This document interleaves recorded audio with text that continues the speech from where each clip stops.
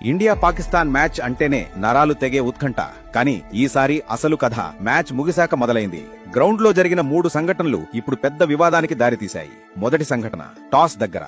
Toss వేసేటప్పుడు ఇరు జట్ల కెప్టెన్లు ఒకరికొకరు షేక్ హ్యాండ్ ఇచ్చుకోలేదు. ఇది చాలా మందిని ఆశ్చర్యపరిచింది. అయితే నిజానికి టాస్ టైంలో షేక్ హ్యాండ్ ఇవ్వాలనే రూల్ ఏమీ లేదు. అది కేవలం ఒక సంప్రదాయం మాత్రమే. కాబట్టి ఇది పెద్ద విషయమే కాదు.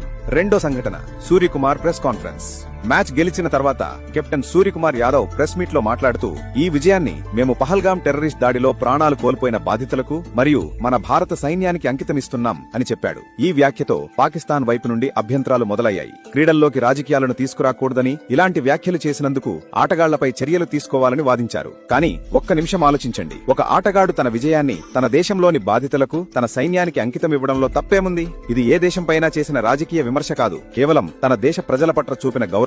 మూడో సంఘటన షేక్ హ్యాండ్ తిరస్కరణ.